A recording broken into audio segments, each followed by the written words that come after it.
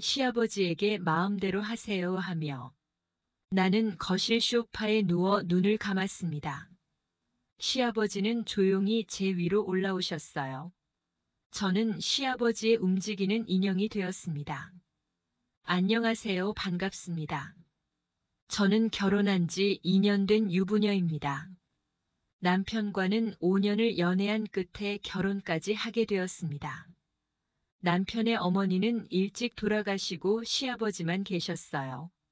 시아버지와 저는 이미 많이 친해져서 거의 아빠와 딸 관계로 가까운 사이였습니다. 남편의 직장이 지방에 있는 관계로 결혼 후에 저는 퇴사를 하고 전업주부로 살아가고 있었어요. 남편의 직장이 있는 곳으로 저와 시아버지도 이사를 하게 되었고 시아버지와 같이 집을 알아보게 되면서 자연스럽게 시아버지와 우리는 옆집에 살게 되었습니다. 그래서 남편이 아침에 출근을 하면 저는 시댁에 가서 시아버지에게 말동무도 해드리고 반찬도 만들어 드리려 가곤 했습니다. 시아버지도 저를 딸처럼 대해주셨고 저도 시아버지를 아버지처럼 대했어요. 오전은 그렇게 시아버지와 같이 있다가 집에 돌아오면 오후가 되는데요. 전업주부라 집안일도 해보았지만 많이 심심했어요. 그래서 오후엔 밖에 나가서 사람 구경을 하곤 했는데요. 어느 날 집 근처에 예쁜 카페가 생겨서 홀린 듯이 안으로 들어갔습니다. 가게 인테리어도 너무 제 취향이었어요. 커피를 좋아했던 저는 대학 시절에 남편과 자주 먹던 카페라떼 한 잔을 시켜서 책도 읽고 지나가는 사람도 구경하니 시간도 잘 갔습니다. 항상 집안에서만 있던 제가 밖에 나와서 햇빛을 보니까 기분도 한결 좋아지더라고요. 카페에 매일같이 가다 보니 사장님도 단골인 저를 알아보셨어요. 그렇게 사장님과도 자주 대화를 하게 되었습니다. 어느 날은 기분 전환 겸 예쁜 원피스를 입고 예쁘게 화장을 하고 카페에 갔는데 사장님께서 얼굴이 빨개지면서 예쁘다고 칭찬을 하는 겁니다. 저는 민망했지만 칭찬을 듣는 건 기분이 좋아서 감사하다고 했어요. 사장님은 저에게 항상 친절하게 대해주셨어요. 그렇게 우리는 점점 더 사이가 가까워지게 됐습니다. 사장님이 싫지 않았던 저는 받기만 하기가 뭐해서 가끔 제가 만든 반찬을 드리곤 했는데 알고 보니 사장님은 아내와 일찍 사별한 남자였습니다. 어느 날 남편이 퇴근할 무렵 카페에 앉아 있다가 가려고 했는데 사장님이 저와 진지하게 만나보고 싶다며 사장님의 번호가 적힌 쪽지를 건네셨어요.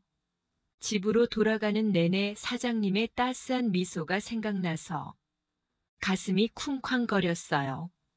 남편과 오래 연애를 해서 그런지 이런 설레는 감정을 오랜만에 느껴서 더 기분이 좋았습니다. 머리로는 안 된다고 하지만 설레는 감정에 반응하는 몸 때문에 카페에 2주 동안 가지 않고 고민을 했어요. 결국 저는 평일 오후에 쪽지에 있던 사장님의 번호로 전화를 걸었어요. 제 목소리를 듣자마자 저인 걸 알아챈 사장님은 안도의 한숨을 내쉬더니 요새 카페에 전혀 오질 않아서 거절당한 줄 알고 너무 슬펐다고 하더군요. 그리고 어디냐고 물어보셔서 집에 혼자 있다고 얘기를 했습니다. 사장님은 곧바로 집으로 찾아오겠다고 주소를 물어보더군요. 제가 조금 망설이자 부담스러우면 지금 카페로 오라고 하셨습니다. 저는 한참을 고민하다가 결국 집 주소를 알려줬어요. 얼마 안 있다가 사장님이 저희 집으로 찾아오셨어요.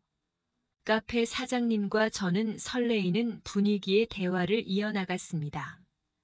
근데 저희 집에는 제 남편과 찍은 결혼 사진들도 있었는데 카페 사장님은 아무 말도 안 하더라고요. 알고 보니 이미 제가 결혼한 줄 알고 있었던 것 같았어요. 그런데도 반찬을 싸주는 제가 일찍 떠난 아내와 겹쳐 보였고, 놓치면 후회할 거라는 생각이 너무 들었다고 하더라고요. 그런 대화가 오고 가면서 저희는 분위기가 점점 무르익어 결국 사랑을 나누게 되었습니다.